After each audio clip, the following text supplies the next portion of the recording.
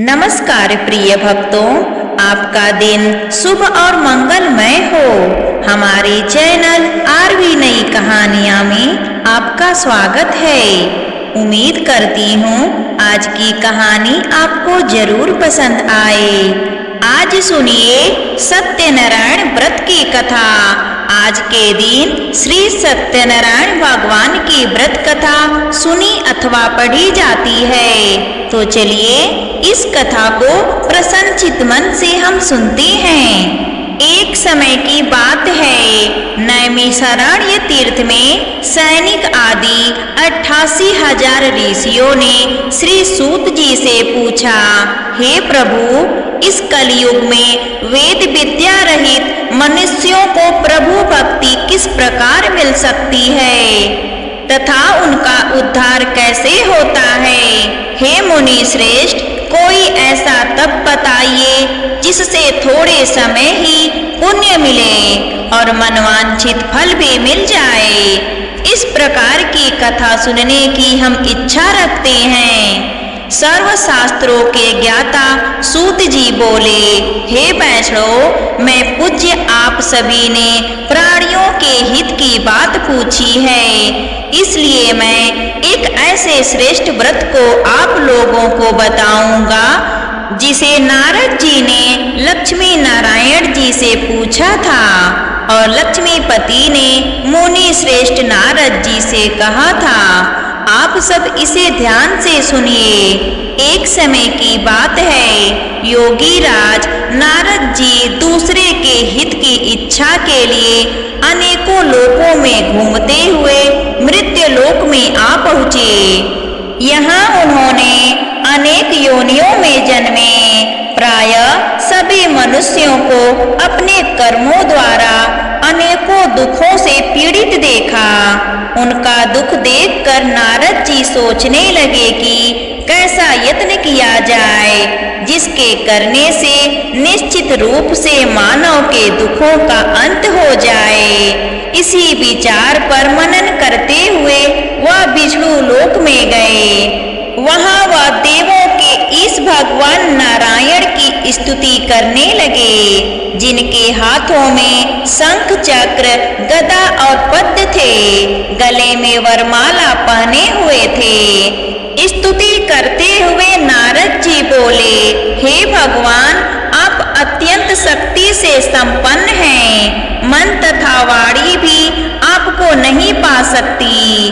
आपका आदि मध्य तथा अंत नहीं है। निर्गुण स्वरूप सृष्टि के कारण भक्तों के दुख को दूर करने वाले आपको मेरा नमस्कार है।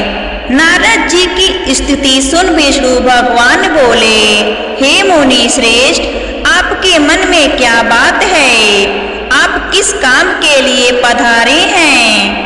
उसे आप निसंकोच कहो। इस पर नारद मुनि बोले कि मृत्यु लोक में अनेक योनियों में जन्मे मनुष्य अपने कर्मों के द्वारा अनेकों दुख से दुखी हो रहे हैं। हे नाथ, आप मुझ पर दया रखते हैं तो बताइए कि वो मनुष्य थोड़े प्रयास से ही अपने दुखों से कैसे छुटकारा पा सकते हैं। श्री हरि बोले, हे नारद, मनुष्यों की भलाई के लिए तुमने बहुत अच्छी बात पूछी है। जिसके करने से मनुष्य मोह से छूट जाता है, वह बात मैं कहता हूँ, उसे सुनो। स्वर्ग लोक में व मृत्यु लोक दोनों में एक दुर्लभ उत्तम व्रत है जो पुण्य देने वाला है।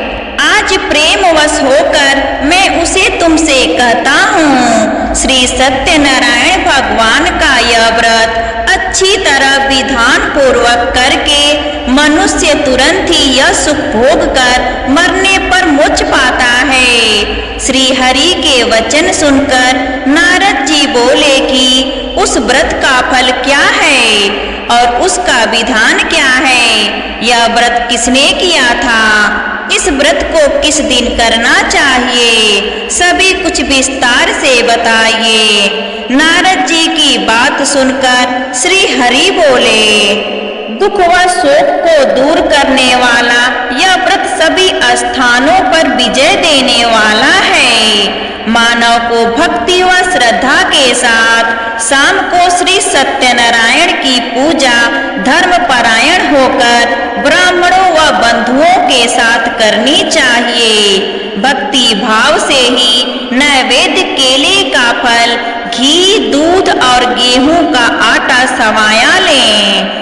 गेहूं के स्थान पर साठी का आटा, शक्कर तथा गुड़ लेकर वह सभी भक्षण योग्य पदार्थों में मिलाकर भगवान का भोग लगाएं। ब्राह्मणों सहित बंधु बधाओं को भी भोजन कराएं। उसके बाद स्वयं भोजन करें। भजन कीर्तन के साथ भगवान की भक्ति में लीन हो जाएं। इस तरह से सत्यनारायण भगवान का यह व्रत करने पर मनुष्य की सारी इच्छाएं निश्चित रूप से पूरी होती हैं। इस कली काल अर्थात कली युग में मृत्यु लोक में मोक्ष का यही एक सरल उपाय बताया गया है। यहाँ पर श्री सत्यनारायण भगवान की कथा समाप्त होती है।